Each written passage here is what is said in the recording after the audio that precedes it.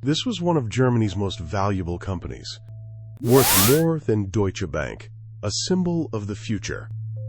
Then auditors went looking for 1.9 billion euros. And discovered it had never existed at all. This is the story of Wirecard. A quick note before we begin. Our story starts not with a bank, but with the quiet plumbing of money itself. Every time you tap a card, an invisible company moves that payment in seconds. Wirecard wanted to be the giant that ran those rails. Based outside Munich, it processed payments for thousands of merchants. At its center stood a man in a black turtleneck. Markus Braun, the chief executive.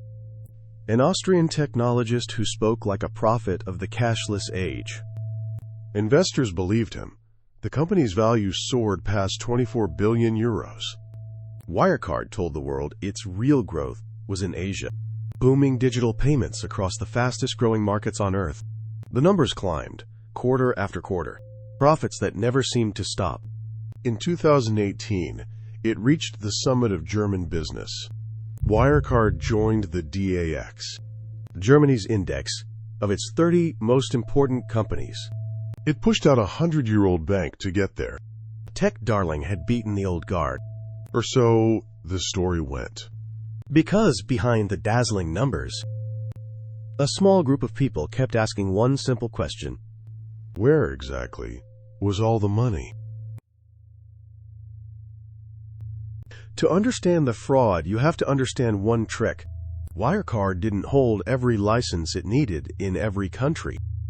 So in some regions, it said it used outside partners. This was called third-party acquiring. On paper, these partners processed billions on Wirecard's behalf, and the profits from them flowed back to Wirecard. There was just one problem. Much of that business may have been a ghost. Prosecutors allege huge amounts of this revenue were simply invented. To make the books balance, the cash had to live somewhere. So the company pointed to trust accounts in Asia. Escrow accounts said to hold the missing fortune, guarded by a trustee, far from German eyes. By the end, that pile was said to be 1.9 billion euros. It was the keystone holding up the entire illusion. As long as no one could open those accounts, the story could keep growing. Running the global machine was the chief operating officer, a charismatic Austrian named Jan Marsalek. He spoke of vast deals, secret clients, and powerful friends. Remember him. He matters later. For years, the machine ran unquestioned, until a reporter in London started pulling a thread. His name was Dan McCrum of the Financial Times. Tipped off that Wirecard's numbers didn't add up, he began digging into the company's accounts. What he found looked less like a tech giant and more like an elaborate piece of fiction. The Financial Times published its findings. It called the series The House of Wirecard. Then something extraordinary happened. Wirecard did not crumble. It fought back, and so did the German establishment. The financial regulator was called BaFin.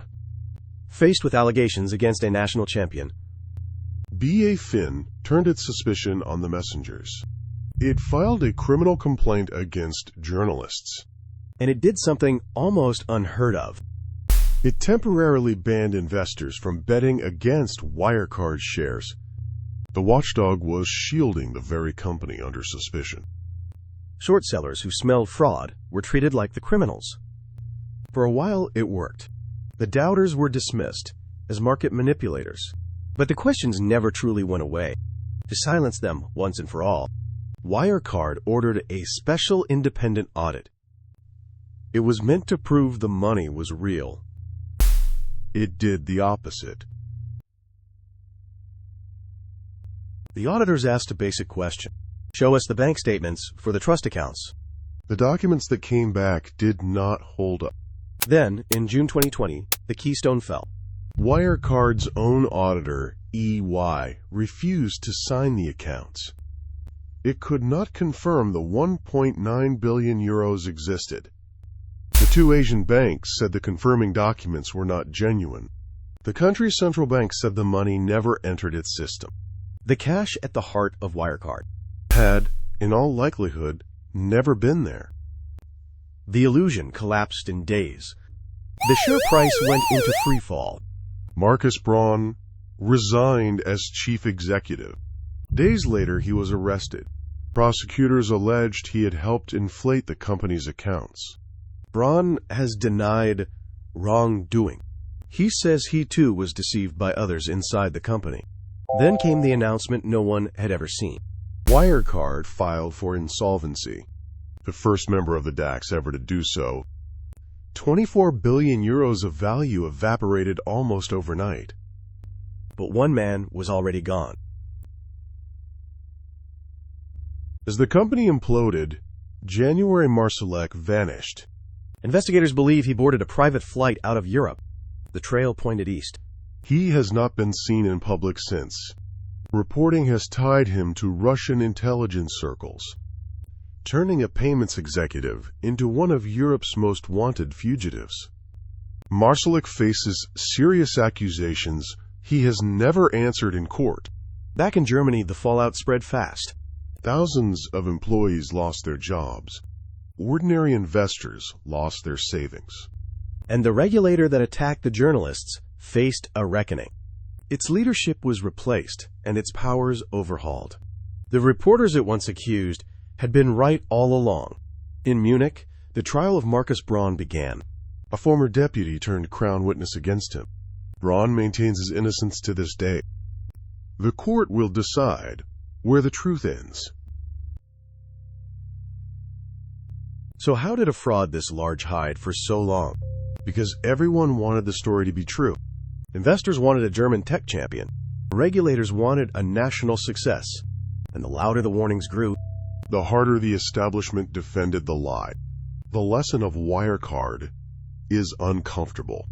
Fraud thrives, not in the dark, but in plain sight, protected by the people too proud to look. Real money leaves a trail.